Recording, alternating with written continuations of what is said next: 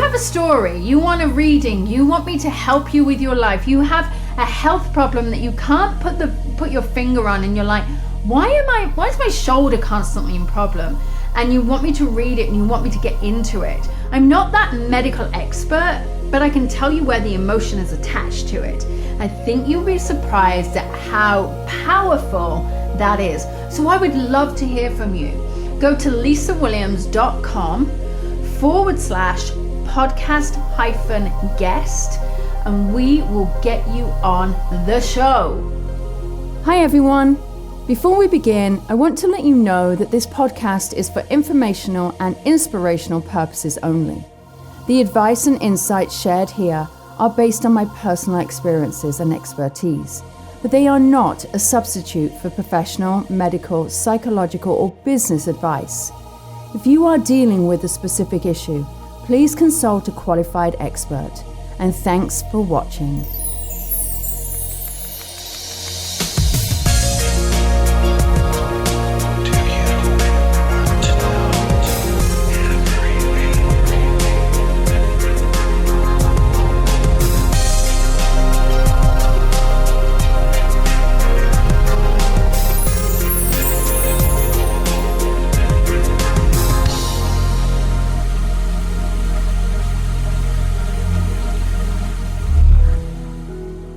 Do you know a woman with flowers? Perhaps they were one of your lovers, or maybe you were raised by them, or had them as your elders. Women who are complicated, but their love is never lost or faded. They smoke cigars and cigarettes, and you could see in their eyes, it's the past they're trying to forget. Their innocence was robbed, but one thing their abusers never took from them was the warmth you feel in their hug. Now, many have had their pain drive them to drink and drug, but women with flowers always dance out of the mud. From the sands of the Caribbean to the sands of the Middle East, women with flowers can turn scraps of food into a feast. They have trauma that goes back miles upon miles, but they always do their best to make you smile. Now, women with flowers have been hardened by the men who've come before. So be aware, young man, when you go knocking on her door. Have you ever loved a woman with flowers and been cut by her thorns? And even though I bleed, I know I wasn't the guy she had sharpened them for.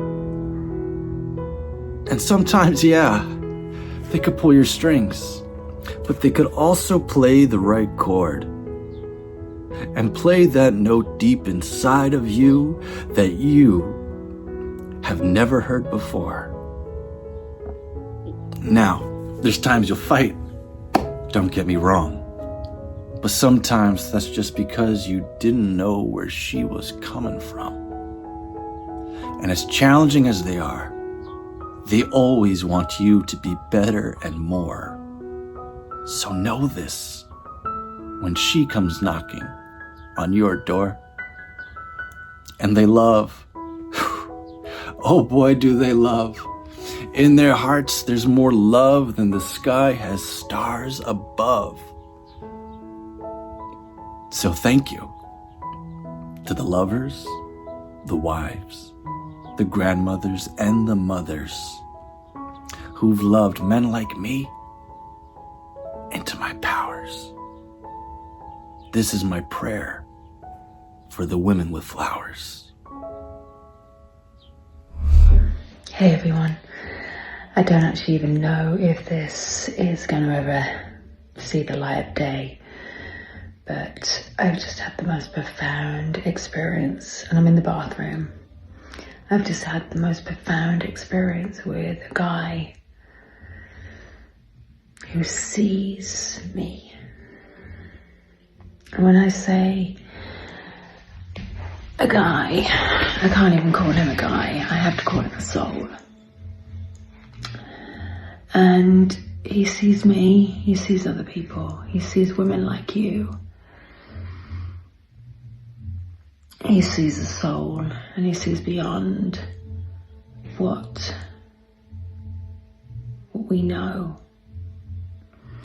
And there's something here whenever we're in this space and we're vulnerable and we're real and we're raw, is we just want to be seen. Everybody wants to be seen. You know, they want to be heard, they want to be seen. But when I tell you they just want to be seen, they just want to be seen. And so, give someone the chance to see you, show up. Whether it's scary, whether it's weird, whether you're like, oh my God, I can't do this. But push through that hurt, push through those boundaries, push through all of that fear. And allow someone to see you for who you really are. And that is the truth. Just allow them to see you real, raw and vulnerable. Because you deserve it. Everyone deserves it. And all of the bullshit, all of the mean, the nastiness, it really just comes down to one thing, and that is showing up as you and love, because you are a pure love being. And that's it. It's truly all that there is to life. Those are two videos that I wanted you to see. When I met this guy, I was blown away. A friend of mine asked me to, if I would be open for him helping us. And for me, it was really, there was a no-brainer. And you know, when you just meet people and you just know energy, this is what I felt with Michael. And I'm really excited to introduce you to him. He's one special soul. And I encourage you just to allow his work just to touch you in the way that it touched mine. So I am really looking forward to this conversation that we have with Michael now. And so I'm going to get him on the show. Michael! Hi, Lisa. How are you doing?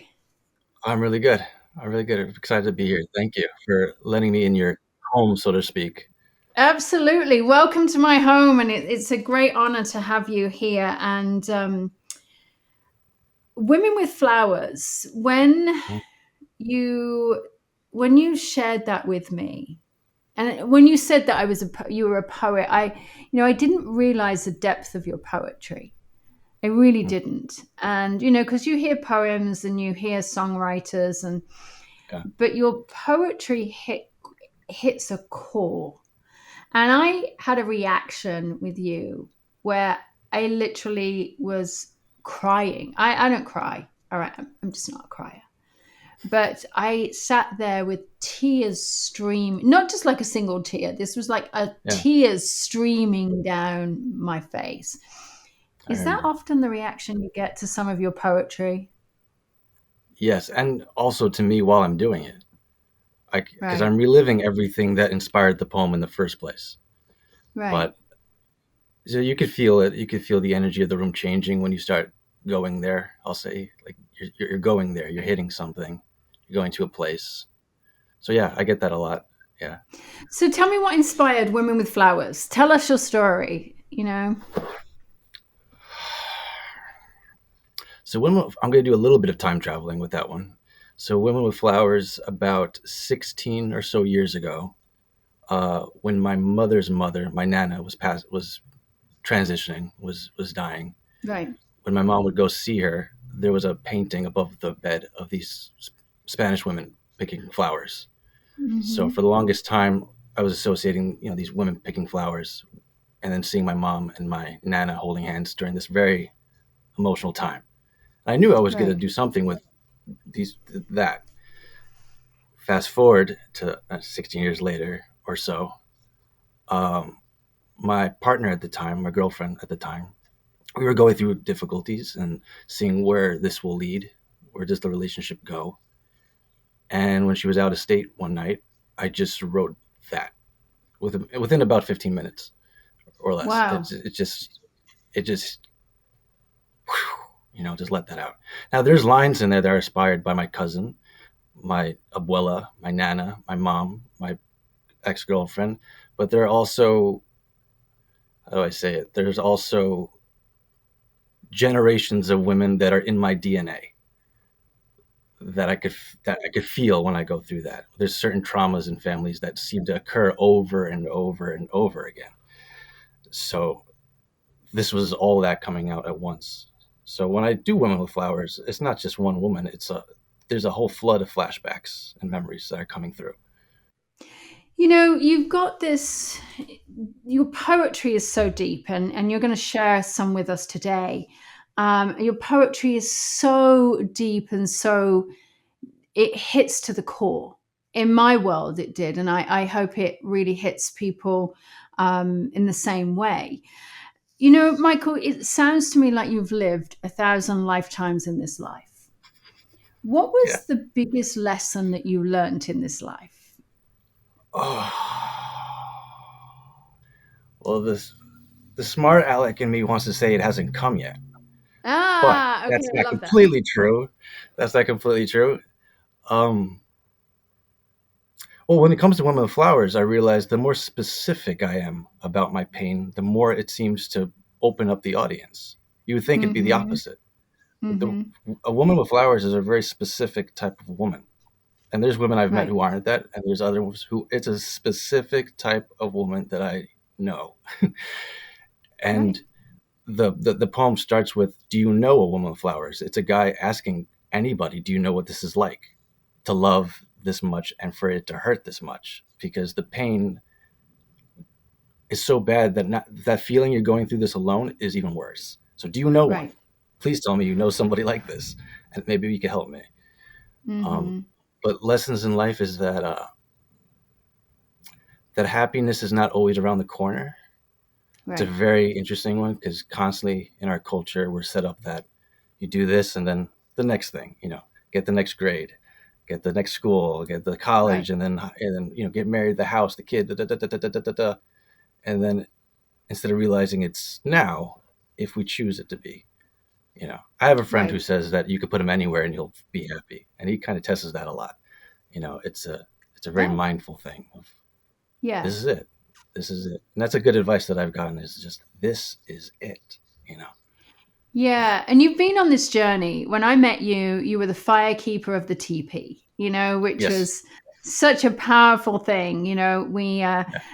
There's, and if you're okay with me sharing Sure, how we met. So we were on a plant journey. Okay. And so we were in this space, and I met Michael. He was keeping the teepee alive for the group of people that we had there. A teepee is this indigenous tent, for want of a better word, but they just break them down and put them up, and it's a super easy way of traveling across the country. And it was really quite remarkable. So, of course, there is, we have had we are very much in our soul space anyway. If anybody has ever done any form of journey work, you'll realize that you are really just this cracked open soul, this being that just sees things on a very different level. And it doesn't have to be plant journeys. It can be drumming journeys. It can be breathwork journeys. It can be any form of shamanic work. Is that we're actually opening ourselves up into the real core aspects, and you're seeing things beyond the life that you're living right now. And so, this is something that you have now started to turn your hand to, a lot of the shamanic work, which I think is such a powerful thing. But you were a comedian beforehand. You're a stand-up comedian. So let's I've got to understand this. How did you go from comedy to journeying? And what's that story? Well, one, as we're filming this is the 4-week anniversary of when I was introduced to plants. So this is like my Oh plant wow, medicine birthday. Yeah. So this, and I call it a amazing. birthday because it feels like I got my life back afterwards. It really was that serious to me, or that meaningful to me. It gave me my life again. But the comedian from the comedian to this is, well, I grew up with my dad working in television, and he worked on a lot of comedy shows, Comedy Central shows, and I would just go there all the time to watch how comedy shows are being made, and you watch the audience and the way they laugh and the way their body moves, like their soul is kind of bursting out with them when they laugh. To me, there's a very holy sound to laughter, And Right, I'm not religious, but there's something very holy about that sound. Tears and laughter, doesn't matter where you are in the world. You know that. You know that right, yeah. feeling. So that was my catharsis. I was dyslexic, so I was constantly not doing too well in school. But if you if if you act up in class, you get thrown into detention. But if you do it on stage, you get called talented. So it's the same energy. Just gotta maneuver Yes, this thing and same. figure out my place. Uh, and that was my way of processing the world, Lisa, and my feelings and the rebellious spirit that I had. And it saved me and my friends because I started a theater company. And every year we would put on a brand new show. And that was, as I've now learned in retrospect, is holding space. That is the shaman around the fire bringing you in. That is the storyteller bringing you in. Um, so now I'm doing the same thing, just maybe in a teepee once in a while, or or A somewhere else, teepee or and a drum. Yeah, yeah. There's a tradition of this. Now we call them stand-up comedians and poets, but there is a long line of this, of the right. storyteller, of the Yeah, mystic. it's very, very powerful. I mean, that, and you're very right.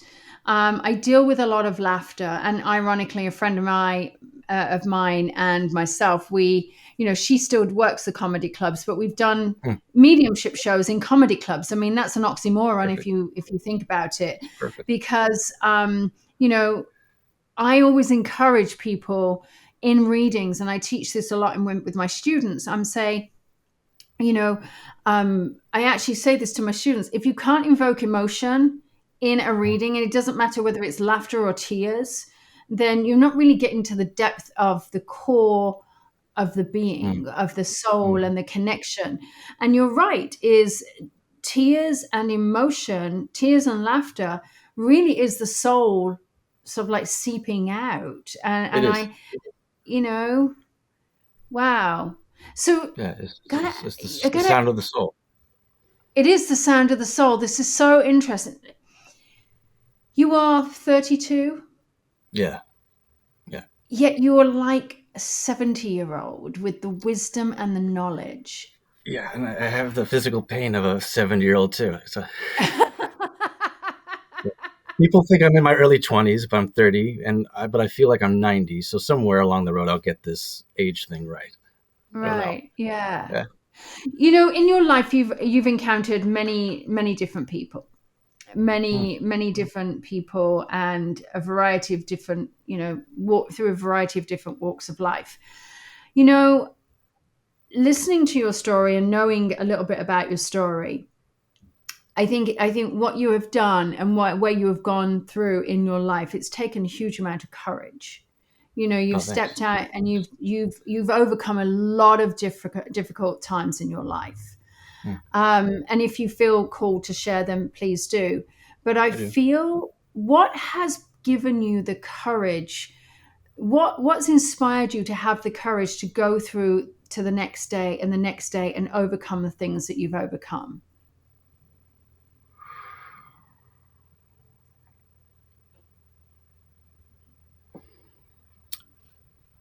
It's hmm, it's almost a recently found courage, Hmm. and I'll say maybe 4 or 5 years, because there was a Right, huge decade or so where I didn't want to go along. I mean, go on with this human experience was so deeply overwhelming, right. so intense.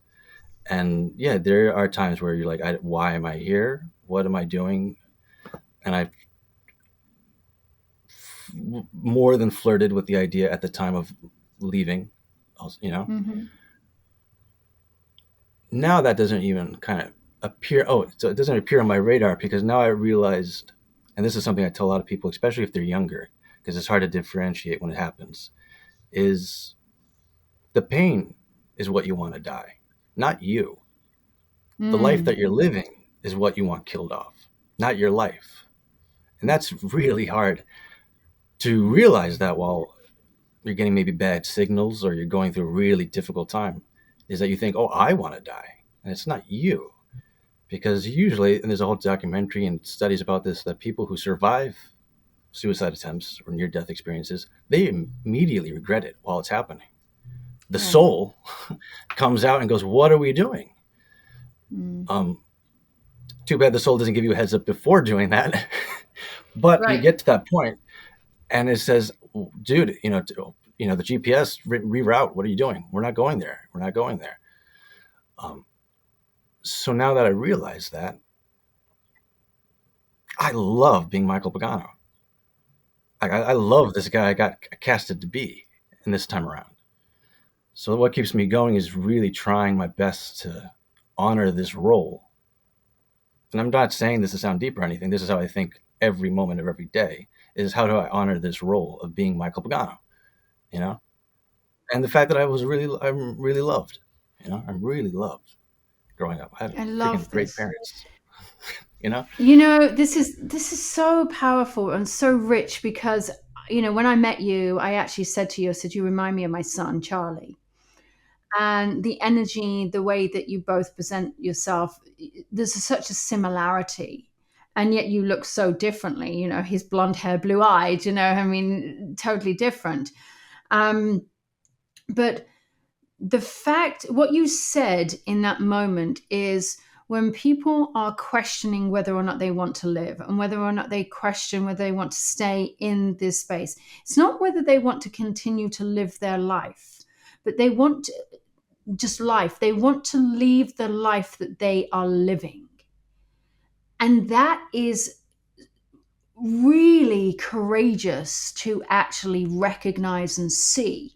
So in that moment, I would love it if you could give some hope or some insight to other people that maybe also feeling the same. How did you overcome looking at your life and saying, all right, I'm on a hamster wheel here. I need to get out of the life I'm living and start something else. And what did you do?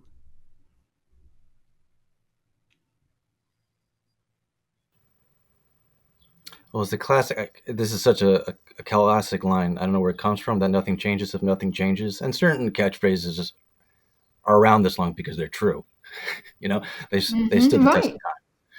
But that, and the alternative is death. And what would that do? What would that do? What would that do? That would hurt everybody who loves me. That why would I do that? So I needed something to kind of jump the system. So the pandemic was, in an odd way, perfect because it gave everything stopped. All my projects, the theater stuff that I was doing, a certain lifestyle and profession that I was heading towards stopped. No shows, no performing, my only outlet. And suddenly all these things I thought I worked on was coming back again. It was just 2 years off of an opiate addiction. I was already off of that. All these things I thought I was working on and over are flooding back. And I went down a deep, introspective, spiritual path and thought, once things open up again, I am going to live. I'm really going to live. Maybe this could happen again. I don't know. I didn't even think it was going to happen the first time. I'm just going to use this as like a second chance. And this was before I got introduced to the plants. And I just honed myself over and over, introspective, catch every thought, mindfulness, catch and release, catch and release. Oh, here comes a bad thought, catch it, release, like a weird fishing trip. And then by the time I got to the plant medicine, I was ready to use those tools. I was ready. The door, they opened the door, but I had to walk through it, Right. They're amazing, but you have to walk through it. Right. So the plant medicine and mindfulness are probably the two things. I think you've hit a chord here. You struck a chord where, you can have the door open for you and you can do the work, but it's whether or not you continue to walk through that pathway and do it. A lot of people think that the plant is going to do it all for you, and oh my God, you have this like insight, this amazing, and then the actual hardest part is the integration. You have to get back into the real world and do the stuff. And it opens your mind. But I love the fact that you've said the door's always open. It's whether or not you choose to walk through it, which is such a powerful thing here. It sounds to me like COVID and that pandemic really did help you, but I know it gave a lot of people some struggles. But you did mention an addiction beforehand. And do you feel as though the actual pandemic kind of saved your life in a way? Well, two things I could go with that. It's almost like the pandemic was a. You ever see a train going down a track and then they switch the track and you go, "Burr," the train goes this way now. Right. Many of us Let's face going it, through a shift. you were in New York at the time as well. Yeah. Oh yeah. So that must have been really like scary. Yeah, the city that never sleeps is sleeping. It's quiet. It's empty. Mm. It's very, very weird. And there was so much going on at that time, so much divisiveness, and there still is, that to me, what I took away from it is, what's the alternative? Like, when all this is open and everything comes, and I get to see people again, see my fellow humans again, I want to be as nice as possible. That's what I'm taking from this. I want to be as honest as possible. When I do my comedy or my poems now, is I want you to feel this, because I know that this hurts me. It must hurt you. And we just all survived something together. Whether what side of what you're on, it's so indifferent to me that we're going through this intense, painful experience together. Why not be nice? Why not be nice to each other? Right. And now when I see people at retreats and plant medicine things, that's exactly what it feels like. It's like a lot of these people, and I mean, you tell me what you think, but a lot of people seem to have gone further into this work post-pandemic.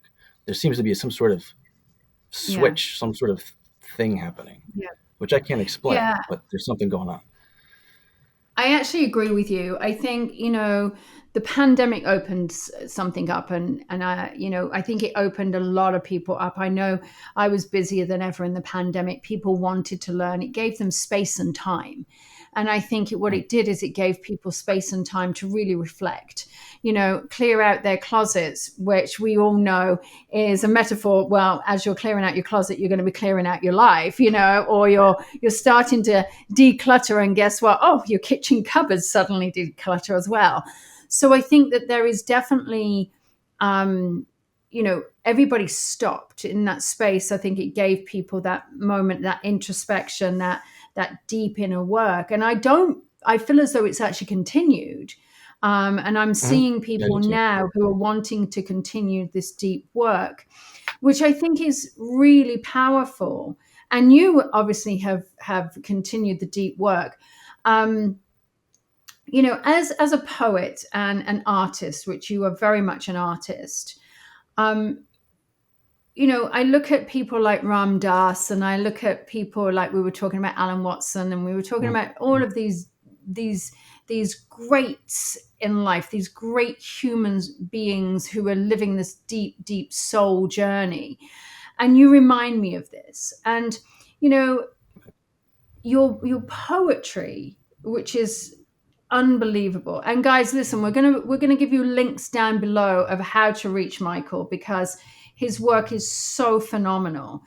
But the work that you have actually done now, you're going on a much deeper level. And one of the poems that I have played time and time again since you actually shared it with me was Remember Me, which you said inspired you on a book. Do you want to share that story of how you got to that point? And maybe at some point, maybe afterwards, you'll be able to share the poem, because I think it's such a powerful one. Yeah. Well, one, thank you for all the things you just said. I'm not letting that train go by without acknowledging it. So thank you. Yeah. But so remember me, my uncle passed away last summer, and I felt called to go to the house. And I went, and he wasn't a spiritual individual. My father pretty much is, but not my uncle.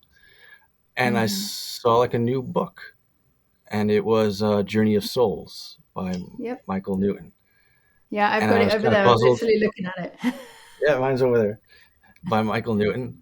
And I was kind of puzzled that that was there. And you know, again, my uncle just passed away, and just curious. My aunt didn't seem to know why that book was there, but it seemed to know. So I asked if I could borrow it and just see what this book is about. And I read it, and yeah, it lit up my imagination, and at the same time felt incredibly familiar. You know, about what happens to the soul when one passes, and how you do this over and over again.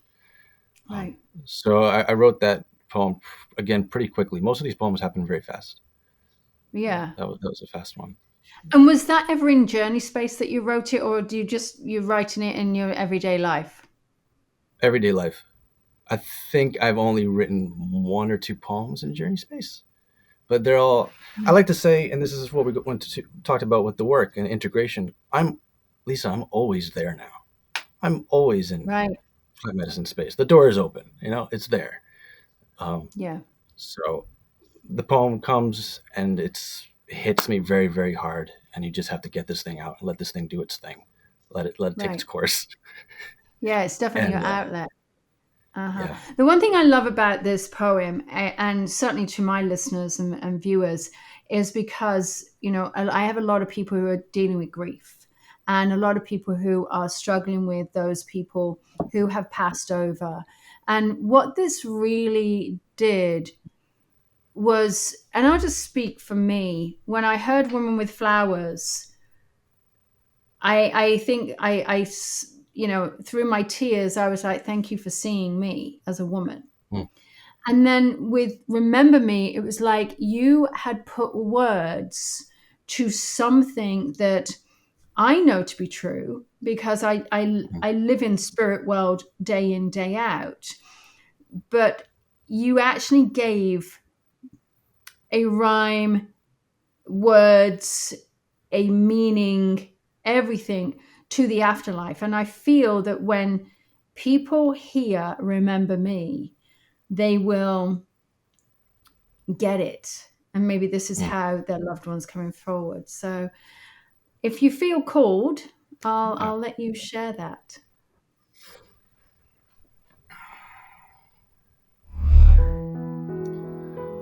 Will you find me in the next life where oof, I won't look like me, but I'll be a bright light, and I'll try to tell you it's me, not with words, but telepathy.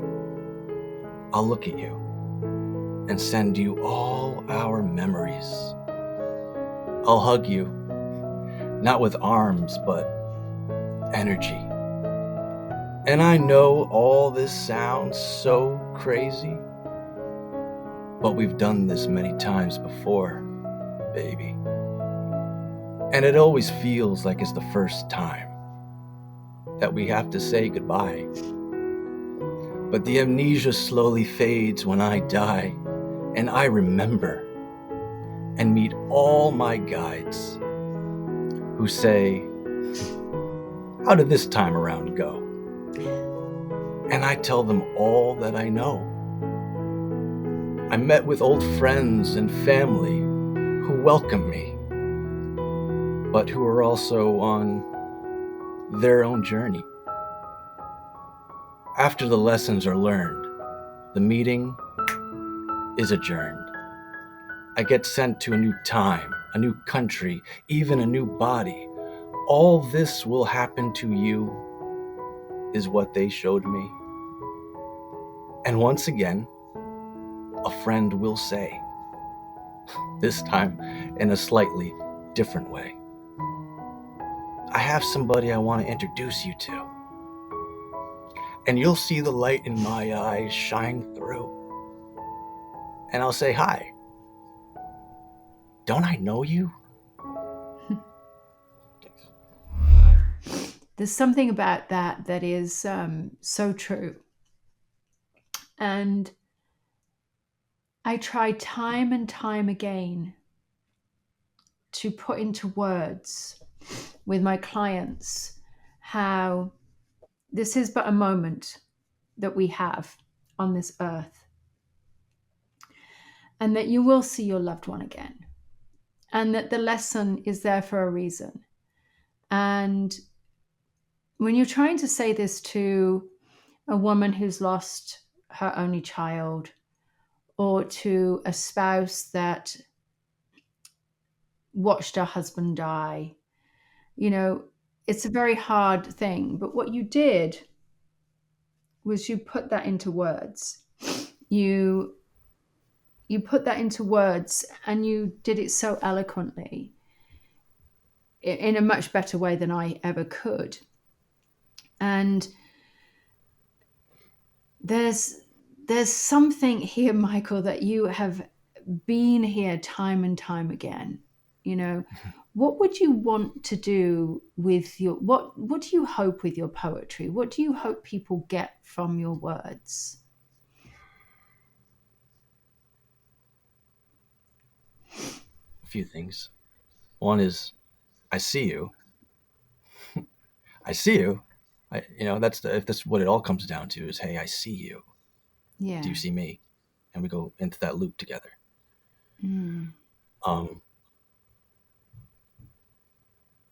I really appreciate what you said, because I feel that the goal of most writers or artists is to say the unsayable. I think it was Alan Watts, because we mentioned it before. I don't know, but it'll be nice to say if it's from him. But I think he said his job is to say the inevitable. His job is to F the inevitable.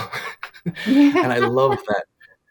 I love that, the idea that we do feel these things, and we're limited by this language. And if you can say it, it's a gift. This is my offering. This is my offering to you. These poems are my offering. This is my heart. Here it is. So I would love to perform these more for people in front of theaters, or any special occasions, or something that's meaningful, and just to hold that, be there with you, and for an audience.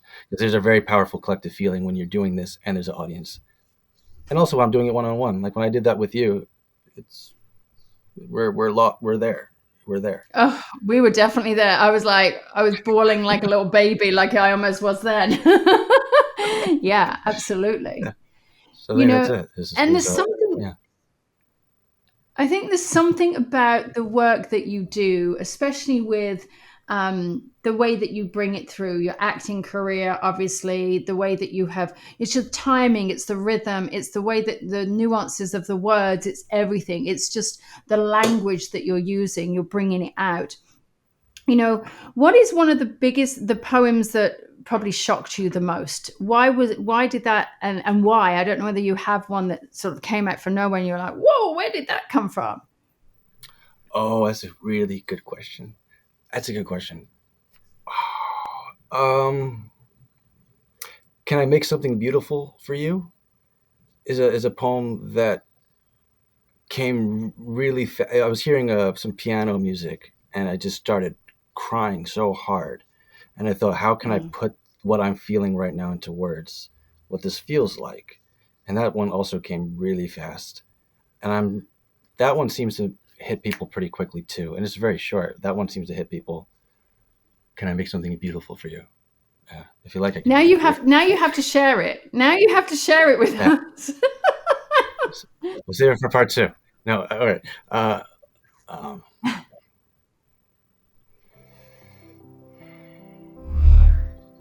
Hi, I'm a soul. Can I make something beautiful for you? I see you're another soul, just like me. Will you resonate with the way I play these piano keys? They call it music. And if that doesn't do it, can I make you laugh? As I tell you the world as I see. They called that comedy. Or can I write you words that rhyme, that express how grateful I am that you're mine? They call that poetry. Or can I make you a meal from my grandmother's recipe for when your body gets hungry, just like me? Or can I write you a letter for when we're apart? Or can I love you tenderly, because even lovemaking can be an art? Making something beautiful? It's all I want to do.